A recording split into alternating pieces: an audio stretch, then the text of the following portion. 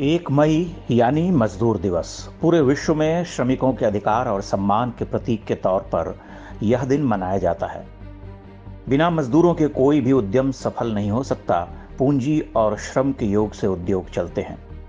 लेकिन वामपंथ लगातार इस प्रयास में है कि इस ताने बाने को तोड़ दिया जाए।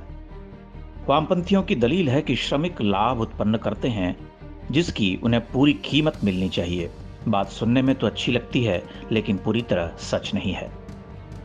यदि ऐसा ही होता तो कभी कोई कारखाना नुकसान नहीं उठाता।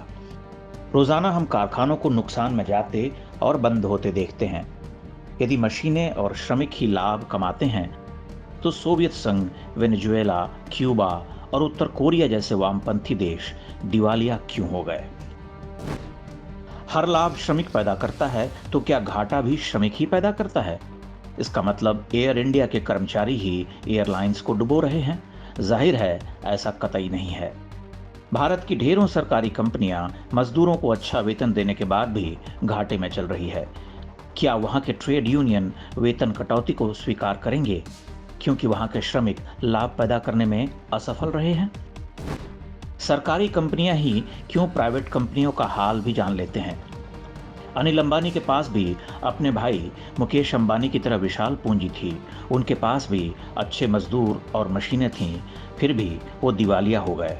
मतलब यह कि श्रमिक ही सब कुछ नहीं है। उद्यमी पूंजी लगाता है, मजदूर अपना श्रम लगाता है, फिर उद्यमी की परीक्षा होती है कि वह उत्पाद को ऐसी जगह पर बेचे जहां उसे अधिक से अधिक लाभ प्राप्त हो।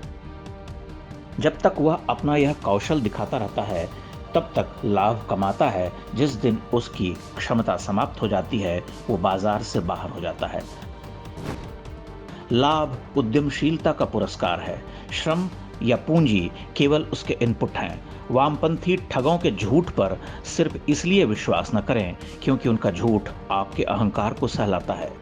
मुकेश अंबानी अमीर इसलिए नहीं है क्योंकि उनको विरासत में पूंजी मिली थी। वही पूंजी आपको मिल जाए तो जरूरी नहीं कि आप भी अमीर हो जाएं। आप अनिल अंबानी की तरह दिवालिया भी हो सकते हैं।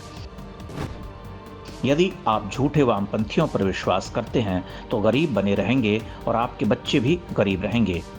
न तो पूंजी का अहंकार किसी के काम आता है, न श्रमिक होने का स्वाभिमान। मजदूरों के अधिकारों की रक्षा आवश्यक है, लेकिन उन्हें 1 मई जैसी प्रतीकात्मकता, ट्रेड यूनियनों और वामपंथ की मक्कारी से बचाना ज्यादा जरूरी है।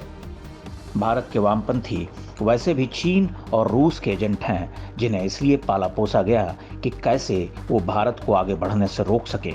वो अपना काम कर रहे हैं, आप अपना काम कीजिए।